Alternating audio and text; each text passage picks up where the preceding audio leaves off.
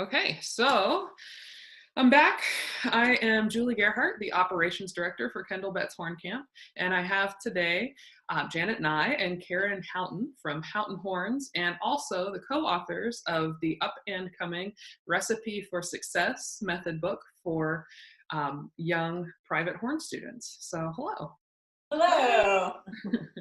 So I guess let's just get started by talking about your horn history a little bit. Karen, can you tell us about how you came to play the horn, how long you've been doing it?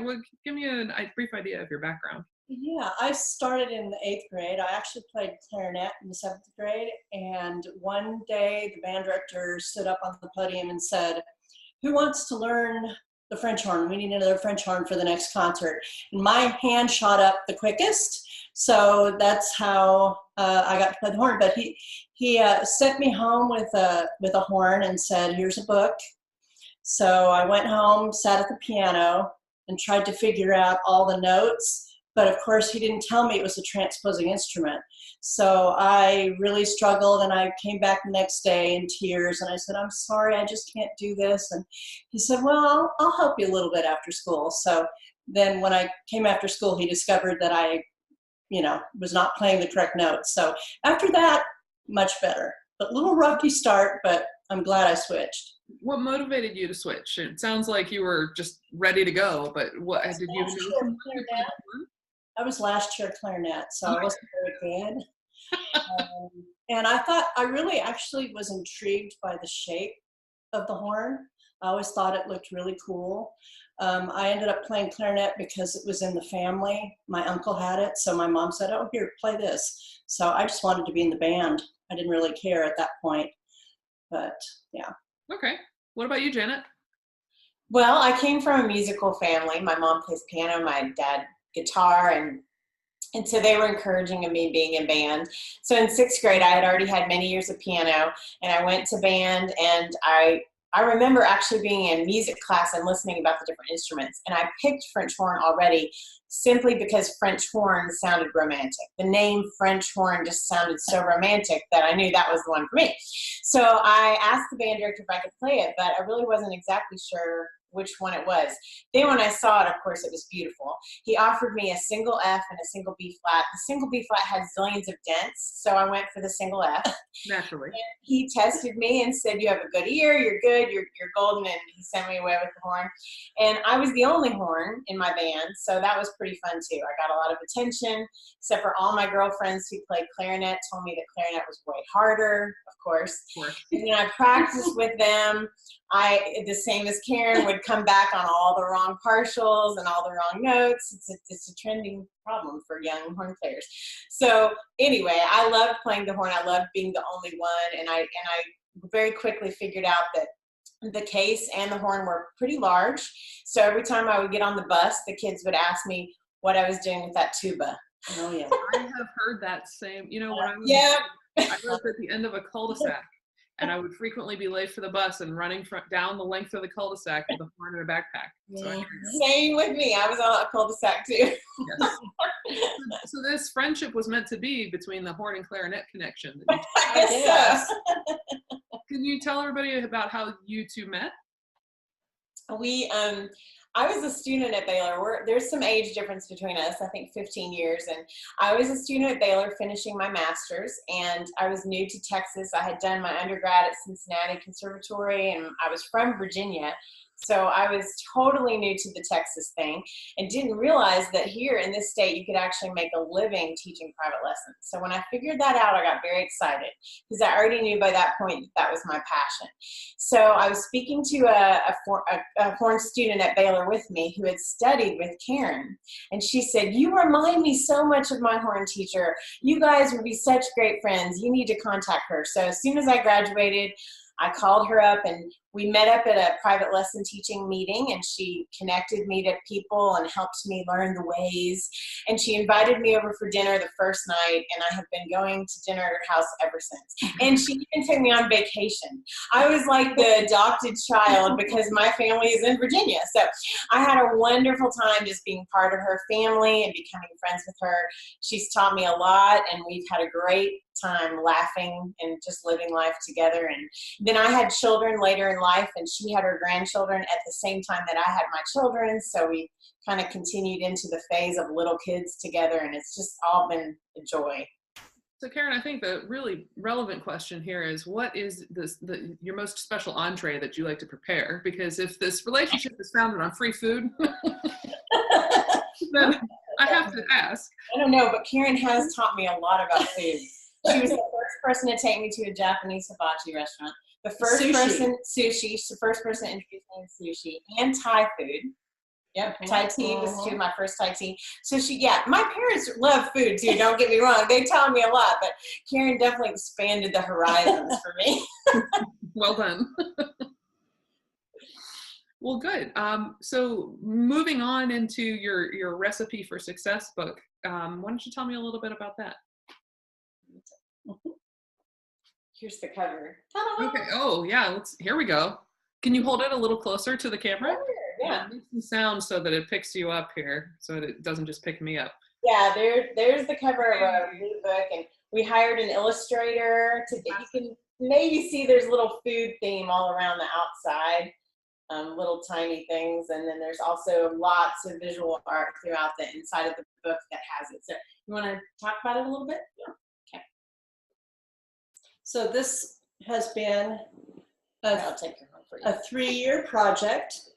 Janet and I got together about 3 years ago, and we talked and said, let's write a book. Let's write a horn method book.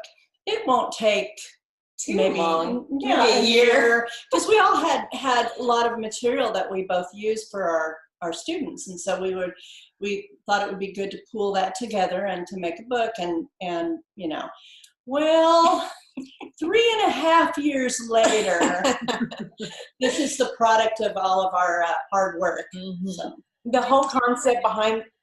Do you feel like it's a finished product at this point, or will there be a second volume? Or it's definitely not a finished product. I think, if anything, as you can see, the book is quite thick.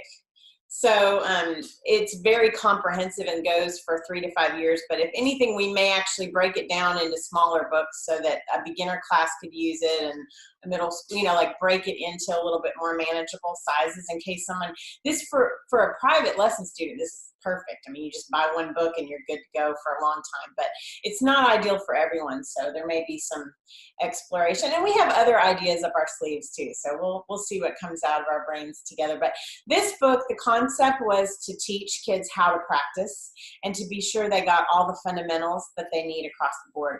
A lot of horn beginning books are really lacking in some of the F horn lip slurs, and especially in low range. They don't go low early enough. Those two things in particular are lacking from a lot of young horn method books. So we really wanted to be sure we wrote a book that covered those two areas as well as everything else you need.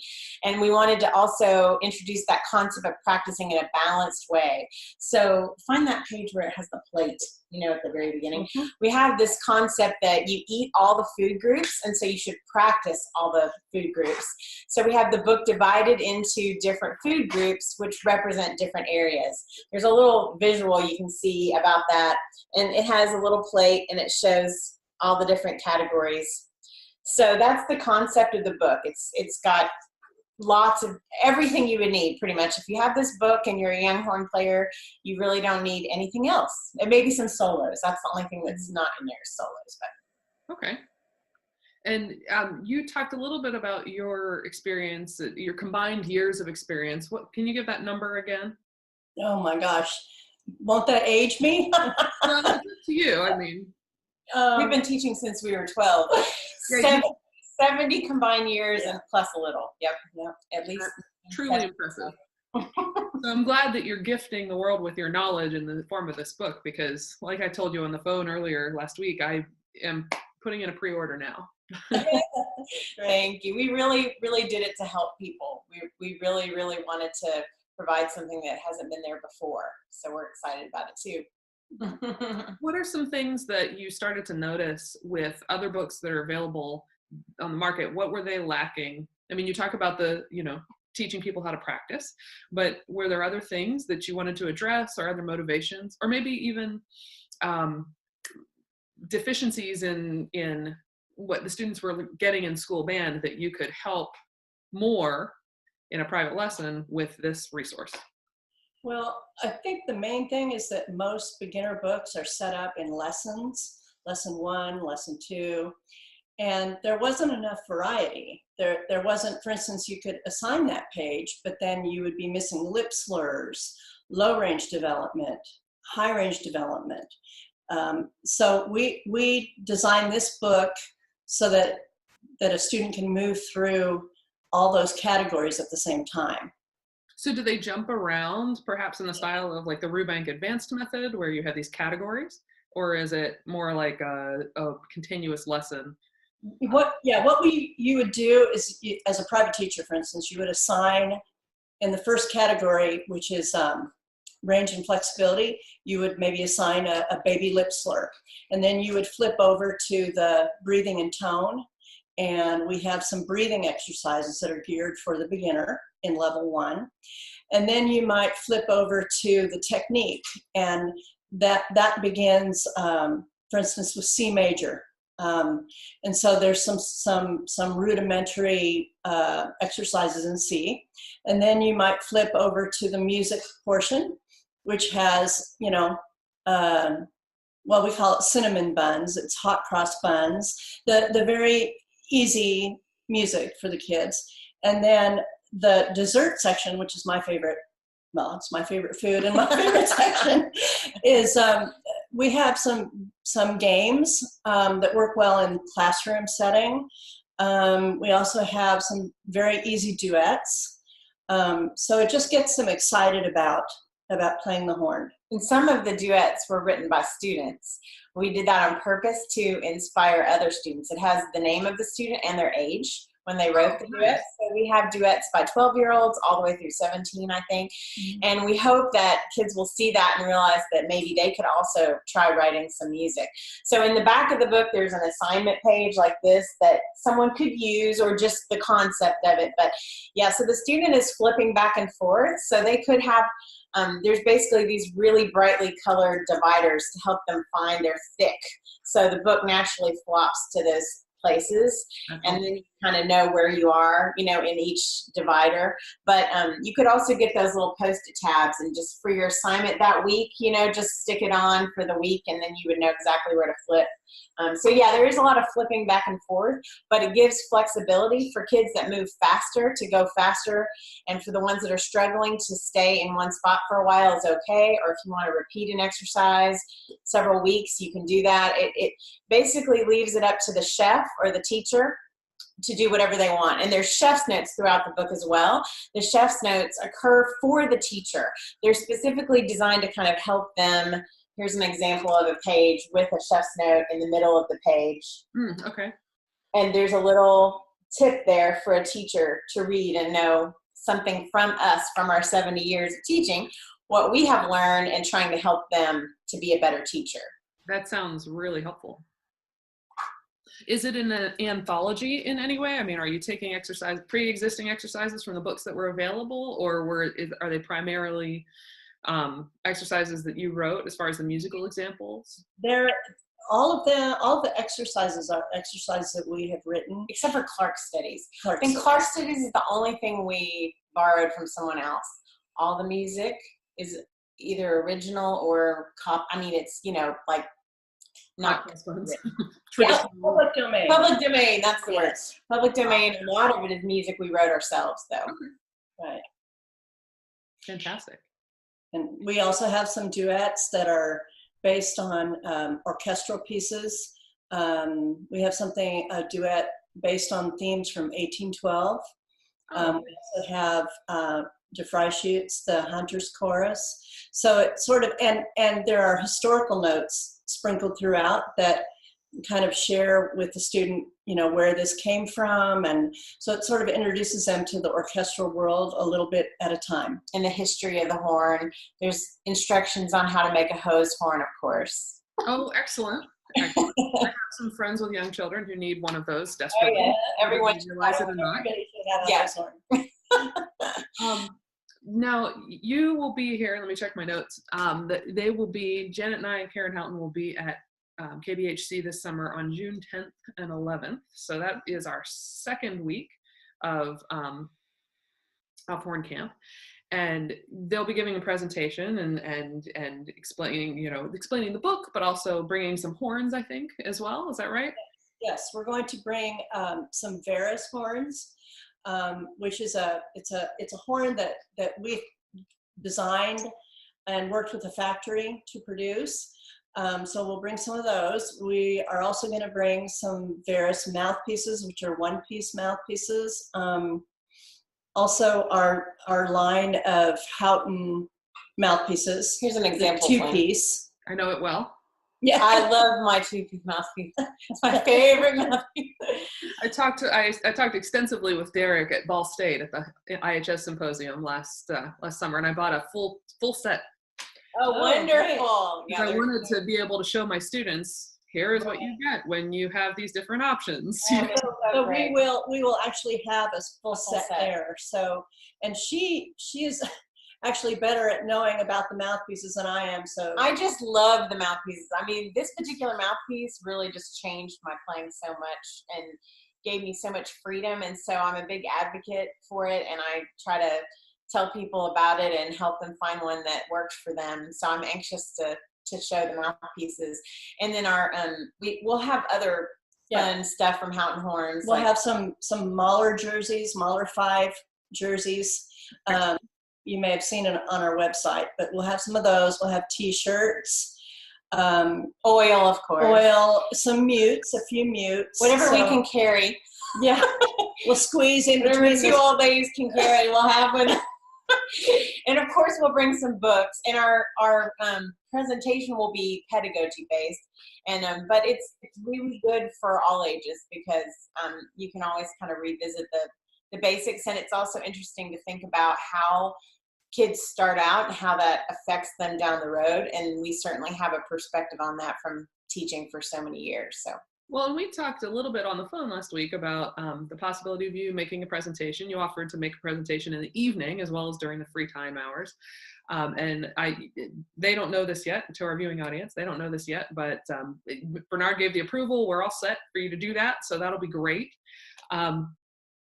So as far as students who are attending camp, participants who are attending camp and wondering how this applies to them, because obviously they are not a beginner yet, or they are past the point of being a beginner. There are some of the obvious arguments of, you'll be expected to teach horn lessons at some point, but can you speak a little bit more, can you sell me a little bit on, or sell our participants a little bit on why they really can't miss you discussing your Recipe for Success book? Well, I mean, I think that there are always things to learn. And so I know I've learned a lot by teaching because you encounter problems and then you have to fix them. So I think it's always nice to hear another perspective. Also, like you said, there may be kids that are at the camp that will eventually be teaching privately. I think, and it just also it's confirming, I think, if you're, we've done this presentation for horn players before and that have successful studios, and they'll come up to us afterwards and say, thank you so much. This confirmed what I already knew was true, and it just makes me feel good that I'm on the right path. And so we get a lot of that as well. Fantastic. And you can't have 70 years of combined experience. That's truly an impressive number. Yeah, and that's just private.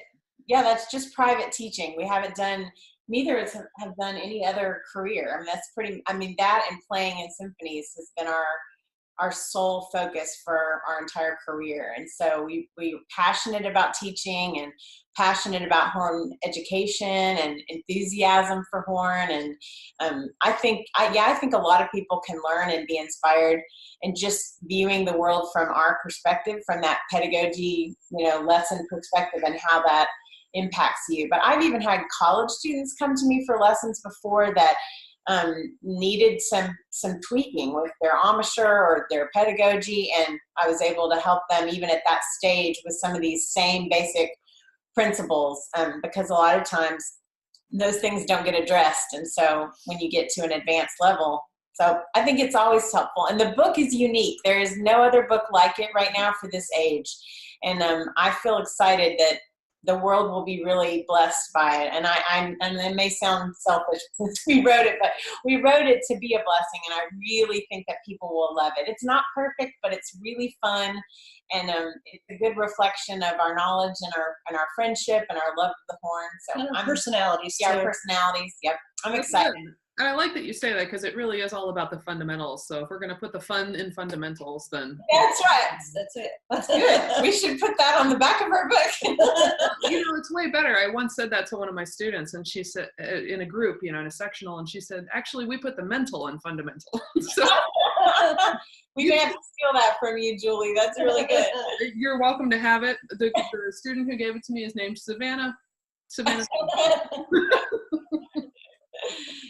So, well, thank you for speaking with me today, and we really look forward to meeting you in person at camp, now that we've been able to see each other finally, not just on the phone.